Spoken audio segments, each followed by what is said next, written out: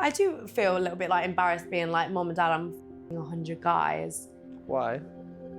I guess because it's not really what my parents would have wanted me to do. I don't think anyone's parents would want their daughter to smash 100 guys as a career. You could have been an astronaut, a lawyer, a teacher, or even a Twitch streamer. But no, you chose to be the face of thottery. Doesn't mean to say my parents are like gonna disown me or hate me or anything like that.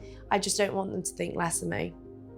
You know? This makes absolutely no sense at all. You're telling me that you wanted to sleep with 100 men in one day. You wanted to publicize it and everything, right? You wanted everyone to know about this. But you don't want your parents to shame you? That's like me saying, oh yeah, I want to be a criminal. I want to rob people, kill people, commit arson, punch babies, all that. Everything illegal in the book, I want to do that. But I don't want to go to jail though. I don't want to do the time when I do the crime, you know? Ma'am, that is the consequences of your actions. Like, what are you talking about? If your parents were to shame you for sleeping with 100 men in 24 hours, you should be happy because that means that you have a pretty good set of parents. It'd be pretty dumb for your parents to be out here co-signing like, oh yeah, my daughter, she's the sweetest human being in the world, you know, in her career, smashing 100 guys in 24 hours on OnlyFans. Like, what? This woman makes no sense. Now, I'm pretty sure we all know who this woman is. This woman is Lily Phillips. I've talked about her briefly in a recent video, but I never really went too in depth on her. And I feel like in this video, I kind of want to go in depth on this whole situation. So essentially, she's this OF girl who slept with 100 men in one day, vlogged her entire process and uploaded it to OnlyFans. And recently a YouTuber named Josh Peters did a whole documentary on the lead up to her sleeping with 100 men and the aftermath, which I highly recommend checking it out. I'm gonna link it in the description below. But yeah, this woman slept with 100 guys in 24 hours. To be more specific, 100 guys in 14 hours from 9 a.m. to 11 p.m. She was on the 14-hour shift getting the meets back to back, no Drake. This woman got an Airbnb, had a bunch of guys coming in and out like a revolving door. She had people STD test as well, but in the documentary, she said that a lot of people canceled and like it got to a point where some people that came would just call and just be like, yo, pull up. And then one of their homies would pull up and just hop in line, which is crazy. I know somebody's walking out of there with an STD or something. I'd hate to be that 100th guy, you know? That man's probably walking out with HIV, gonorrhea, Ebola, anything in the book he's walking out with. I'd hate to be a guy just in this whole situation in general. Like, do you know how desperate of a man you have to be to sit in line and do something like this? Even the woman, I'm gonna get to her. I'm gonna get back to Lily Phillips in a minute. But as a man, you sat in line knowing that all these other dudes smashed this woman and you still did it at the end of the day. There was even a clip in the documentary of this one dude who like did his thing, right? And then he was shaking afterwards. Like, I don't know what happened. I guess like some demons came out while he was having intercourse or something. And I guess he got haunted. I don't know.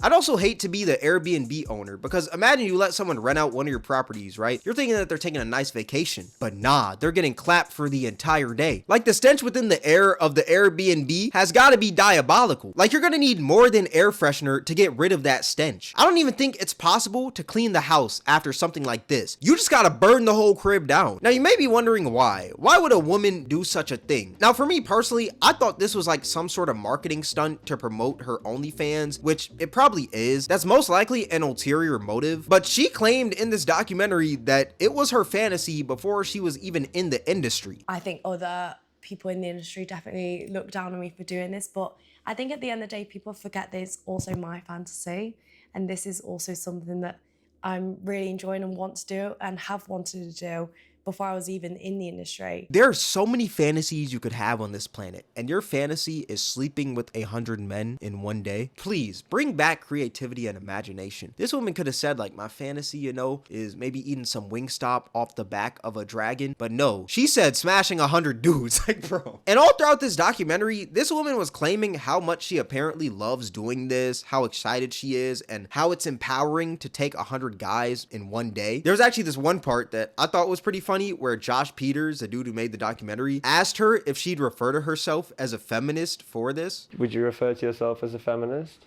Yeah, at the end of the day, doesn't feminist mean like you just want equal rights for boys and girls? And yeah, I do what I want and I do it because I enjoy it. I think there are obviously some women that maybe go into it because they have to or need the money and stuff like that, or they're kind of coached into it by men. But my personal experience is I've only ever felt empowered by the fact that I'm making money off something that I think guys will do anyway.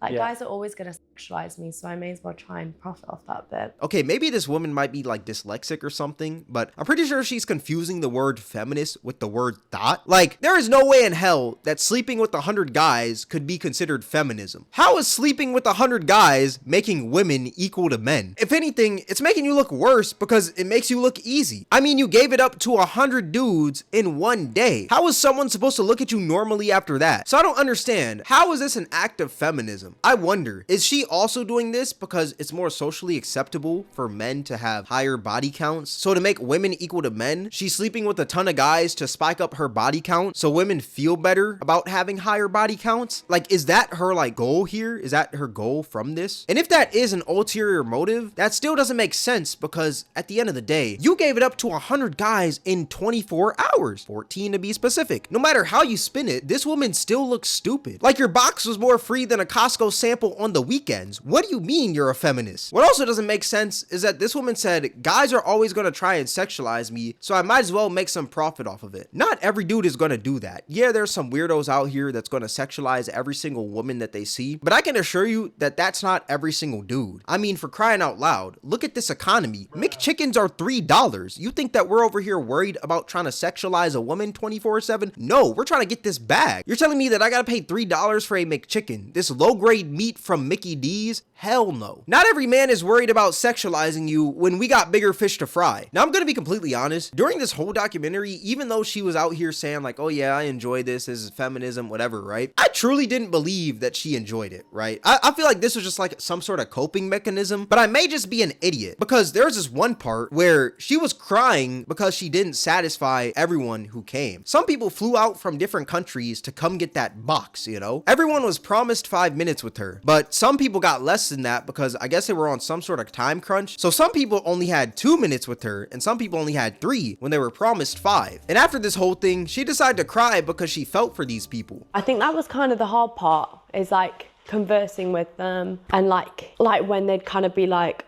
oh, like we've only had 2 minutes or 3 minutes and you said 5 on the message. Did someone say that to you? Yeah. And obviously it just makes me feel so bad. Do you think you should feel bad about that? I guess when you've promised something to people who support you, it's kind of hard to let them down.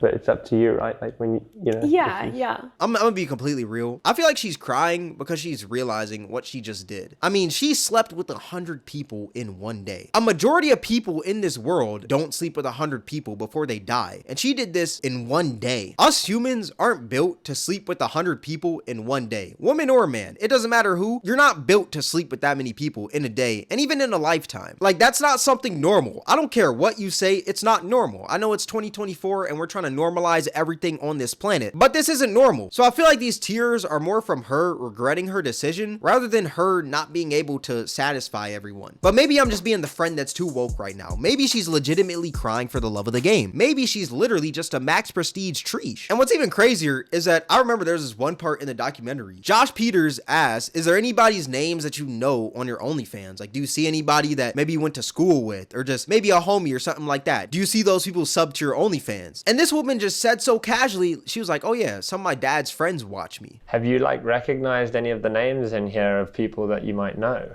Oh yeah, definitely. There's been some guys like outwardly say like we used to go to school together. Wow. Or some like dad's friends and stuff like that. What messaging you? Yeah.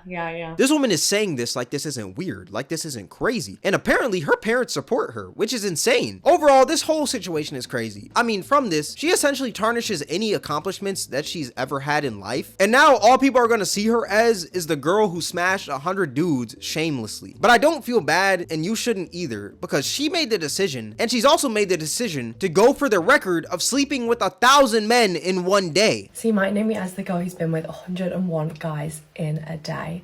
Now I'm currently in training to do 1,000 guys in a day, and on the 15th December I shall be taking on 300 guys in a day, which is the most amount of guys I've ever done.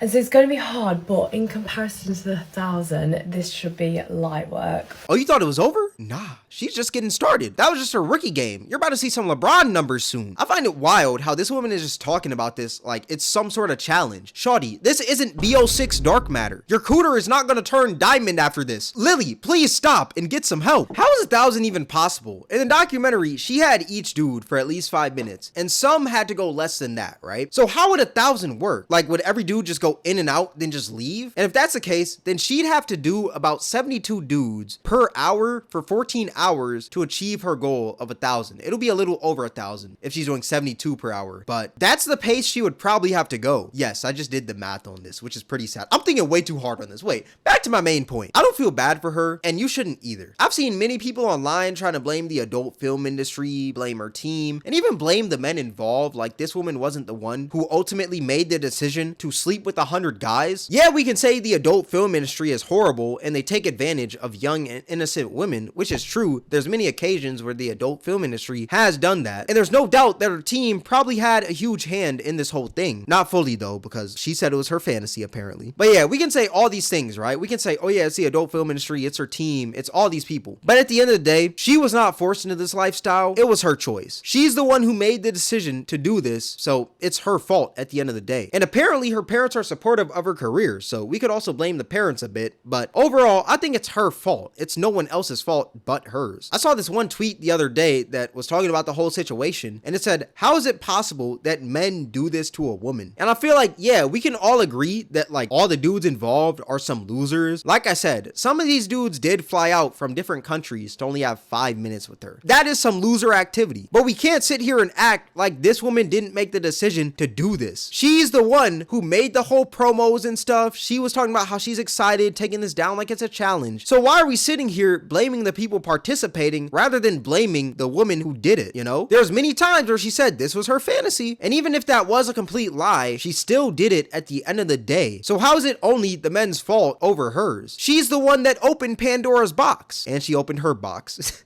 There was also this other tweet I saw where it was longer than a Harry Potter book, and essentially what the person was saying was that Lily Phillips was R-worded by 100 men. I'm not gonna lie, this has to be some elite tier rage bait. There's no way that you watch that 47-minute documentary and the conclusion that you came to is that this woman got R-worded by 100 men. When she invited those men over, had them get tested, said she was excited for it, and gave them all consent, yet you think she got R-worded by 100 men? This has to be some elite tier rage bait. At this point, god tier rage bait. Especially since the holidays are coming up, you can see the check next to this person's name. They're trying to maximize the Twitter monetization before Christmas comes up. I understand what you're trying to do. When are people actually gonna hold this woman accountable for her actions rather than blaming everyone and everything around her? Like, the mental gymnastics that some people are playing instead of just blaming this woman is mind-boggling. Overall, I just think it's her fault, you know? But let me know what you guys think in the comment section below. All that being said, this is gonna wrap up the video. If you guys made this far, I appreciate you. Twitch Cameron WAK, Discord link in the description. Also link to the documentary below if you want to go and watch that. If you guys really enjoyed hearing me talk about this topic, then I highly recommend you guys check out my video I made talking about the weird world of OnlyFans promo. It's similar to this video, but I go more in depth on like weird OF promos and stuff like that. It'll be right up here on the screen. All that being said, thank you guys for watching. It's Cameron, and I'm out.